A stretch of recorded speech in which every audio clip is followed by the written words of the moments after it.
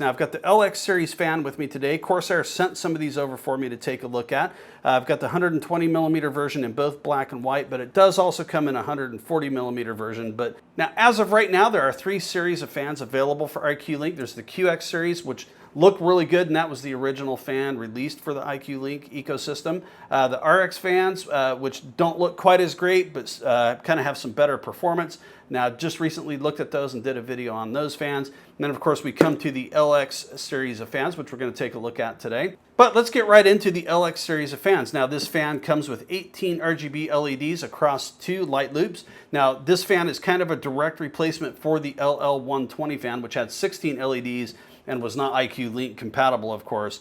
But again, 18 RGB LEDs, so it should look pretty good. Now, if you watch the video on the RX series fans, one of the things you lose with that fan is the time warp lighting effect, which is an effect that gives you the impression that the blades are standing still or slowly moving. It's just blinking lights kind of, you know, in a certain frequency, so it gives you that impression. But it was kind of a bummer that that effect was gone. Now, not unexpected for the price you're paying for it. But the LX series fans reintroduces that time warp function, so that is a welcome addition to this fan. In real life, the LX series fans do not flicker like they do in the video here. I had a hard time getting the time warp function to pick up on this camera. The QX fan looks good, and in real life, the LX fan actually looks as good, if not better, than the QX fan. And like the other fans in the series, it's using a magnetic dome bearing. Now, the LX series fans are also using the Corsair AIRGUIDE technology, which is supposed to help focus the airflow and should help it overcome obstacles like a radiator. We'll have to take Corsair at their word that that really helps with the airflow and the pressure that it creates. But be aware that that is there because it is an aesthetic when you're looking at the fan from the rear. But just be aware, if you place the fans in the standard position, like in the front of your case, and you can see the rear of them, you will see that guide. Now, I personally don't think it looks bad at all. I think it looks pretty cool. Just be aware that it is there and it's an aesthetic that's a little bit different than a standard fan. Let's talk about the packaging and pricing for the LX series fans. Now, similar to the other fans in the iCUE Link series, you can buy the 120 millimeter version in a triple pack, which comes with 3 fans. It also comes with the iCUE Link hub and all of the cables to get you started. So that's a pretty good deal. You can also buy it as a single fan, which is just an expansion fan to the system. For the 140 millimeter version of the LX fans, you can buy it in a twin fan kit, which means it comes with 2 fans, the iCUE Link hub, and all the cables to get you started. Now, inside the box, you get the 600 millimeter iCUE Link cable. It's got a straight connector on the one side and a 90-degree connector on the other. It also comes with the short little 135 millimeter iCUE Link cable, which has the 90-degree connectors on both ends. It does have the USB cable, which is meant to fit on a 9-pin USB header, either on your motherboard or like on a powered USB hub. The other end goes into the iCUE Link controller itself. And you also do get the power cable, which is PCI Express. And you do get the iCUE Link hub itself. And these fans also do come with the quick turn screws, which I'm really learning to appreciate. If you're new to iCUE Link or you need a quick refresher, let's talk about it. Now, starting with the system hub that is included with the starter kit, there's a port on each side. Each of these ports supports up to 7 devices. On the older firmware, currently supports up to 12 with some power requirements that are needed for that. But on the other side here, we get the PCI Express power connector, and we get the USB connector, and then this other little 2-pin port here is an RPM feedback port. Now, in the starter kits for the fans, you won't get the cable for this. You will see this cable included with the AIOs, just so that it can give the pump RPM back to a header on your motherboard in case your motherboard needs that to be happy. But we'll want to start with the power connector. So take the included cable, and you're going to make your connection. And then with this here, this is a PCI Express connector, so you're going to take the cable from your power supply and make a connection. And obviously this cable will be connected to your power supply. Now, the next connection you need to make is a USB connection back to your motherboard. This is how your system will communicate with the hub. Basically, take the included USB cable, and the one end is a 9-pin USB connector. Connect this to a free header on your motherboard, or you can use a powered USB hub if you choose to do that. But go ahead and make that connection. And then the other end is just simply going to connect up to the hub.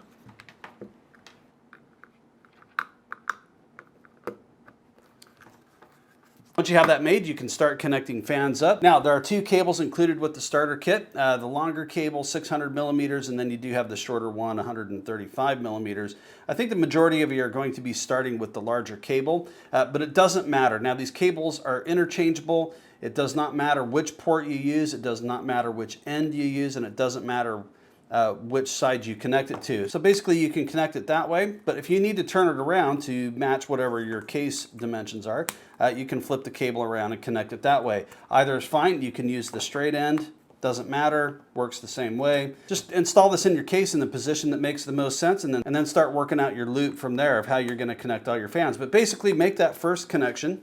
Then once that's done, you just take your first fan. Now looking at the fan, you've got the same port on both sides. It does not matter which port you use. Sometimes I've encountered when I install these fans, I want the connector in the other position, because this might be the front of your case, this might be the rear, any number of other situations. If that's the case, basically just flip it around, and then you'll find that the connector is over here and over here. So be mindful of that when you're installing these, what direction you're putting it in. But then you can make your first connection. Again, doesn't matter which way the cable goes, and it doesn't matter which end of the cable you use, whether you use the 90-degree connector or you use the straight through connector.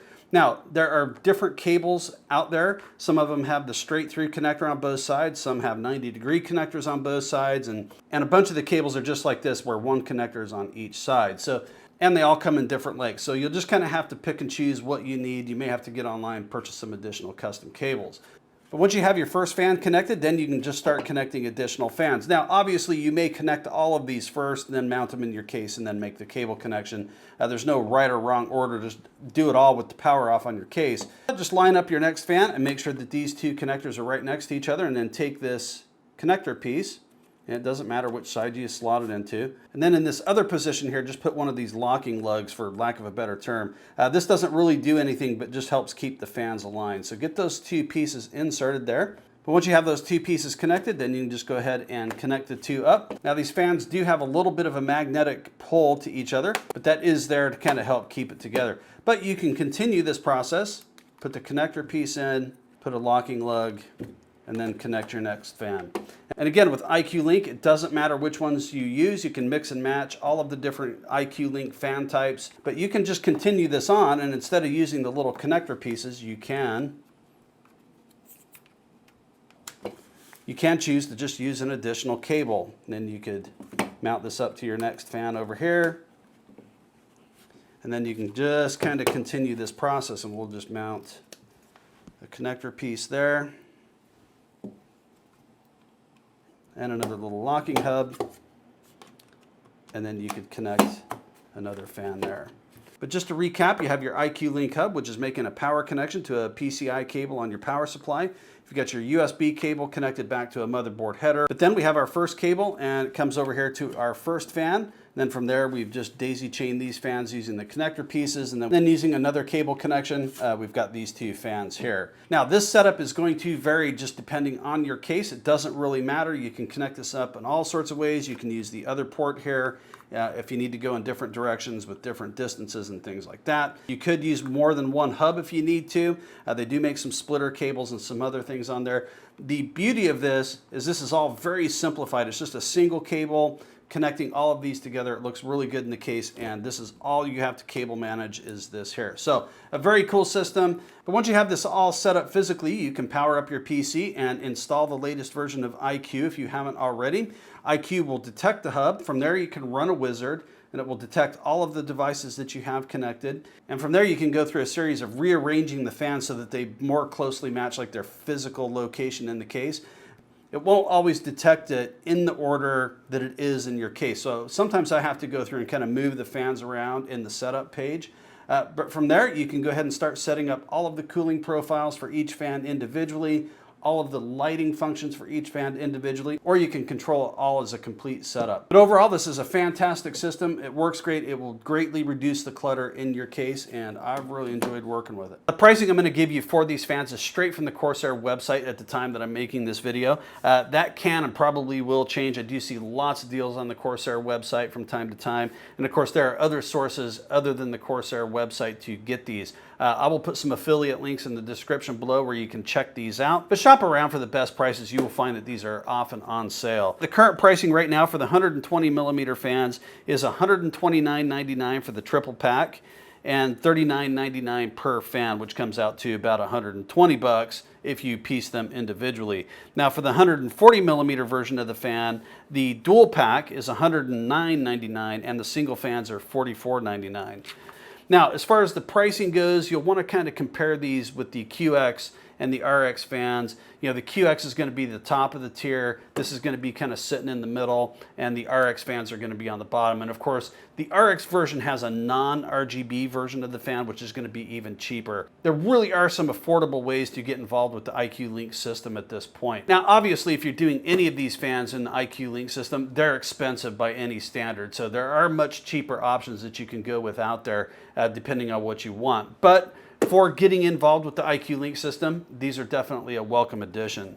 On Corsair's website, for the package contents on the LX fans, it shows it has a single 600mm cable. I did verify with this kit that it is including the small 135mm cable with 90-degree ends. Now that brings up an important consideration when we're talking about price and the iCUE Link ecosystem is, do you need additional cables? Now the included cables are going to be adequate for most installations, but I have found, and that's been one of the main drawbacks of the system to me, not a drawback so much, is I don't always have the cable that I want. Like, it just doesn't seem to fit perfectly.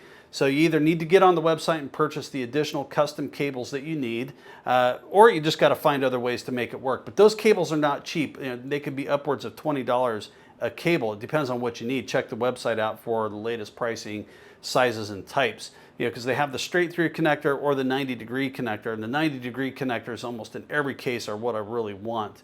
And so anyways, just be aware of that. You might have to outlay just a little bit more money if you need some of those other sized cables. Now let's talk about the specifications of the LX series fans real quick. Starting with the LX120 fans, the power draw is 0.40 amps, which for some reason is quite a bit less than the other fans in the series. And I'm not sure exactly why. Maybe they've got a more efficient motor or something on here.